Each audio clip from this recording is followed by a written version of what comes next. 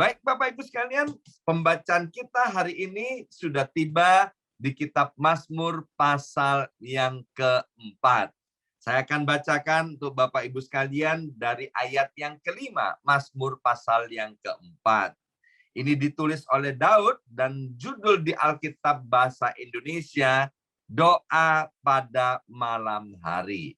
Pada waktu di Mazmur pasal yang ketiga, judulnya adalah Doa pada Pagi Hari. Artinya apa? Artinya Daud itu selalu berdoa, baik pagi hari maupun malam hari. Bro, ayo doa bro. Aduh, nggak ada waktu. Aku ini sibuk. Orang yang bilang begini, itu menganggap bahwa berdoa itu hanya untuk pengangguran. Ya, kita ingat Daud. Daud adalah seorang raja, Bapak Ibu sekalian. Seorang raja yang hebat, raja terbesar dari Israel. Kalau Bapak Ibu tahu, pada zaman Daud itu wilayahnya bukan hanya luas, tapi amat sangat luas. Dan Daud menyadari siapa dirinya. Maka itu sebagai seorang raja yang super duper sibuk, sekali lagi Daud bukan seorang pengangguran, tapi sebagai seorang raja yang super duper sibuk, Daud membutuhkan Tuhan. Maka itu Daud berdoa pada pagi hari, Daud berdoa pada malam hari. Bahkan nanti ayat-ayat yang lain kita akan ketemu bahwa Daud ternyata bukan hanya pagi dan malam hari berdoa, tapi Daud berdoa setiap waktu, setiap saat. Nah, Bapak Ibu tahu nggak bahwa kita sebagai anak-anak Allah, Tuhan itu suka ketika anak-anaknya berdoa. Seperti apa? Seperti Bapak Ibu sekalian yang sudah dikaruniai anak, maka Bapak Ibu pasti suka melihat anak-anaknya. Bapak Ibu pasti suka ngobrol dengan anak-anaknya. Kalau ada orang tua yang tidak suka ketemu dengan anak-anaknya, tidak suka berbicara kepada anaknya, biarlah hari ini bertobat. Amin. Orang tua yang normal, dia akan suka ketemu dengan anak-anaknya, suka untuk ngobrol dengan anak-anaknya. Kami punya seorang ibu yang hari ini usianya 84 tahun. Ibu mertua, mama daripada Ibu Yongki. Ya, kami membiasakan diri sudah bertahun-tahun yang lampau, meskipun kami tinggal di tempat berjauhan, kami membiasakan diri untuk bisa say hi melalui telepon. Ya, kalau ke Indonesia ya tentu kami akan ketemu dengan beliau nomor satu, Bapak Ibu sekalian. Ya, nah, waktu kami telepon, Mama bilang gini, aduh aku seneng dengar suaramu, aku seneng kamu telepon, kangen loh, padahal baru seminggu yang lalu kami telepon, ya kan? Jadi kalau terlambat teleponnya, kok lama nggak telepon? Padahal mungkin terlambatnya cuma 1-2 hari, ya. Artinya apa, Bapak Ibu sekalian? Tuhan, ya ini kalau manusia duniawi aja senang mendengar suara anaknya, apalagi Tuhan. Yang dikatakan God is love, Tuhan yang penuh dengan kasih, atau Tuhan yang adalah kasih itu sendiri. Dia senang ketika kita datang berdoa kepada Tuhan. Baik seperti Daud ketika ada kesusahan, maupun ketika kita tidak ada kesusahan. Daud itu datang kepada Tuhan bukan hanya ketika ada masalah, tetapi ketika tidak ada masalah, ketika everything is going well, ya Daud itu kesukaannya adalah berdoa. Daud itu kesukaannya ada di dalam hadirat Tuhan. Sebab Daud menyadari tanpa Tuhan itu dia nothing. Makin sibuk seseorang anak Tuhan, maka seharusnya dia semakin suka berdoa. Ya. Nah, Mazmur pasal 4 ayat yang kelima bilang begini, biarlah kamu marah, tetapi jangan berbuat dosa. Berkata-katalah dalam hatimu di tempat tidurmu, tetapi tetaplah diam. Di Alkitab Perjanjian Baru dengan jelas berkata begini, bahwa kalau kita marah itu harus segera diselesaikan pada hari dan waktu yang sama. Sebab ketika kita marah, maka itu akan menyebabkan kita yang marah ini malas untuk berdoa. Believe it or not. Maka itu Alkitab mengajarkan kepada kita, kalau kita marah, kita itu harus segera menyelesaikan. Tujuannya yang pertama, agar kita tetap bisa berdoa. Yang kedua, ketika kita marah, Tuhan mau kita segera menyelesaikan amarahnya dengan cara yang bijaksana, agar supaya apa? Di dalam kemarahan jangan sampai kita berbuat dosa, ya. Jadi ada orang yang kemudian marahnya tidak bisa diredam, maka negara lain juga kalau perlu dibom, ya kan? Dikirimlah tentara berkilo-kilometer panjangnya konvoynya untuk menyerang negara lain. Mengapa? Karena marahnya tidak bisa diredam. Juga ada orang-orang yang marah dengan anggota keluarganya, sehingga kemudian ada rumahnya yang dibakar.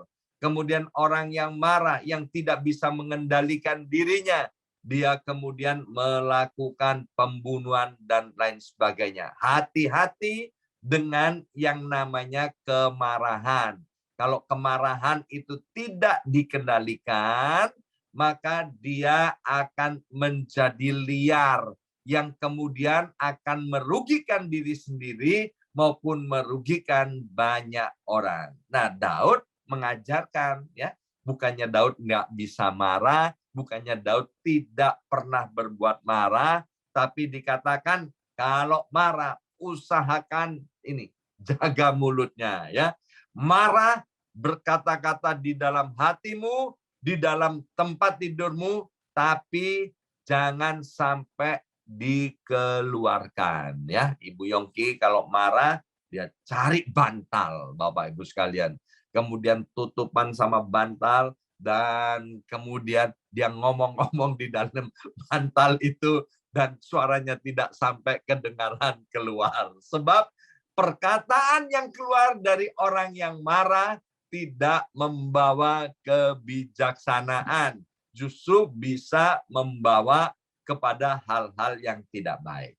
Saya ajarkan kepada jemaat, kalau marah, mari kita marah secara profesional. Sekali lagi, kalau marah, marahlah secara profesional. Ini bisa dilatih.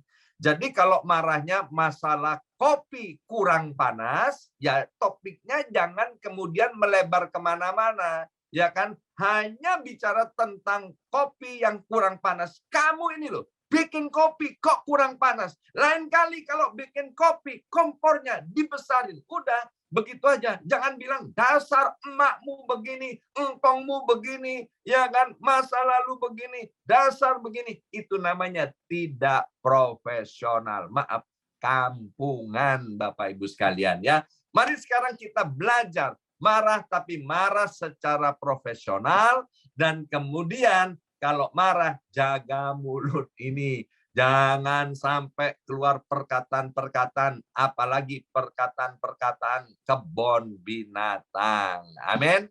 Itu yang pertama dari Mazmur pasal yang keempat. Ayat yang kelima, Daud dalam keadaan tidak baik, dia dikhianati oleh anaknya, dia kemudian dikodeta, tapi Daud bersikap profesional. Dia menjaga dirinya sedemikian rupa agar supaya dalam kemarahannya tidak berbuat dosa. Kemudian ayat yang ke-8 dikatakan begini.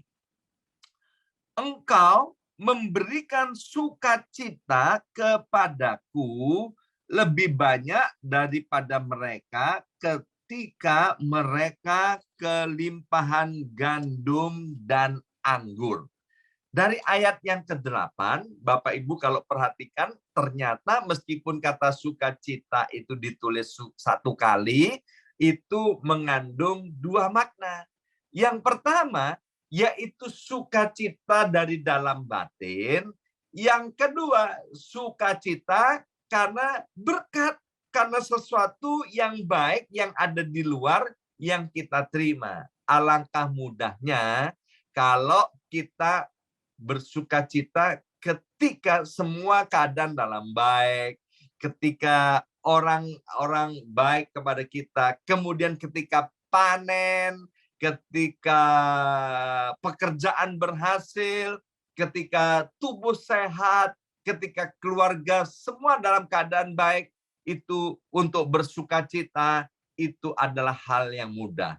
Orang-orang yang tidak mengenal Tuhan itu begitu Bapak Ibu sekalian, ya. Orang-orang yang tidak mengenal Tuhan, mereka bersukacita ketika segala sesuatu yang ada di luar mereka itu berjalan seperti yang mereka inginkan. Bahkan ketika cuaca baik, mereka membuat sukacita. Kita yang tinggal di Amerika Serikat ini diajar Tuhan melalui cuaca yang silih berganti. Ya, penulis lagu yang musim akan selalu berganti, kasih Tuhan tetap abadi. Itu Jason, saking seringnya ke Amerika, dia pernah ke Amerika musim dingin, musim panas, musim semi, kemudian musim gugur. Dia tahu Bapak Ibu sekalian bagaimana orang-orang yang hidup di dalam musim yang selalu berganti-ganti tidak menentu, ya kan? Tapi orang yang ada di dalam Tuhan, sukacitanya tidak ditentukan oleh salju, tidak ditentukan oleh hujan, tidak ditentukan oleh panas, tidak ditentukan oleh musim semi, musim panas, musim gugur. Tapi sukacita orang Kristen karena ada dari dalam hatinya, dari dalam batinnya. Mazmur pasal 4 ayat yang ke-8 ini menceritakan bahwa Daud itu mengenal Tuhan dan mempercayai Tuhan secara total 100%. Hari ini Bapak Ibu sekalian, mungkin keadaan tiap-tiap orang, tiap-tiap keluarga, tiap-tiap pekerjaan di mana Tuhan tempatkan kita tidak sama. Tapi satu hal yang harus kita perhatikan, keadaan jangan sampai mempengaruhi sukacita kita. Mari Bapak Ibu sekalian, terus mengenal Tuhan itu lebih dalam, dan lebih dalam lagi, sehingga setiap musim di dalam kehidupan kita, dalam keluarga kita, dalam pekerjaan kita, tidak mempengaruhi sukacita kita. Seperti Daud berkata, ya, ketika panen anggur, ketika panen gandum, itu memang bersukacita. Tetapi sukacita yang ada di dalam Tuhan itu berbeda. Mengapa? Karena sukacita yang dari Tuhan itu abadi. Ya, itu yang kedua, Bapak Ibu sekalian. Mari kita kenal Tuhan lebih dalam dan lebih dalam lagi, sehingga sukacita yang ada di dalam kita tidak hilang dipengaruhi oleh situasi kondisi yang ada di sekitar kita. Dan yang terakhir, ayat yang ke-9 dikatakan begini, dengan tentram aku mau membaringkan diri, lalu segera tidur. Sebab hanya Engkaulah ya Tuhan yang membiarkan aku diam dengan aman. Mazmur ini ada 150 pasal Bapak Ibu sekalian ya. Nah, itu hampir 70 pasal itu ditulis oleh Daud. Sementara pasal-pasal yang lain ditulis oleh beberapa penulis yang lain. Misalnya Raja Hizkia, kemudian Musa, dan juga Bani Asaf, Bani Korah, dan lain sebagainya. Nah, Bapak Ibu sekalian, dari kitab Mazmur ini kita tahu bagaimana Daud ini benar-benar pribadi yang mengenal Tuhan. Sehingga dari ayat yang ke-9 ini Meskipun dia dalam keadaan situasi yang tidak baik, Daud itu bisa tidur nyenyak. Ya, tidur itu ternyata perkara yang rohani, ya. Tapi banyak tidur itu tidak rohani. Bapak Ibu sekalian, ya. Kita perlu kerja, kerja dan kerja, tapi harus seimbang. Perlu waktu tidur, perlu waktu istirahat.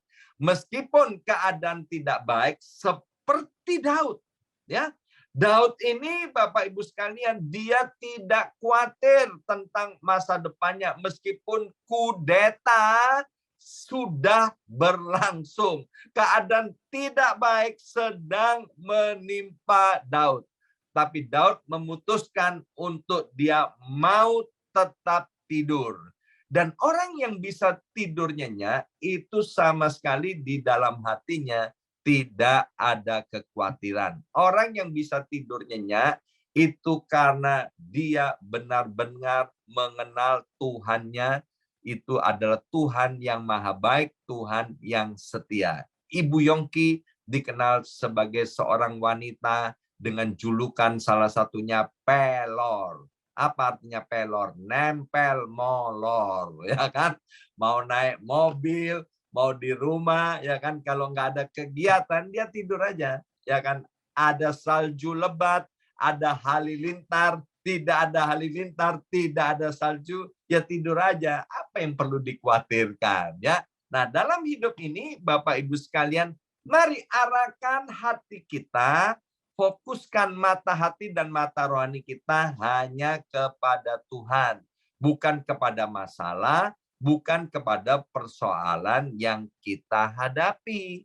Sebab kalau fokus kita dialihkan daripada Tuhan, maka hidup kita akan penuh dengan kekhawatiran dan kita tidak bisa tidur.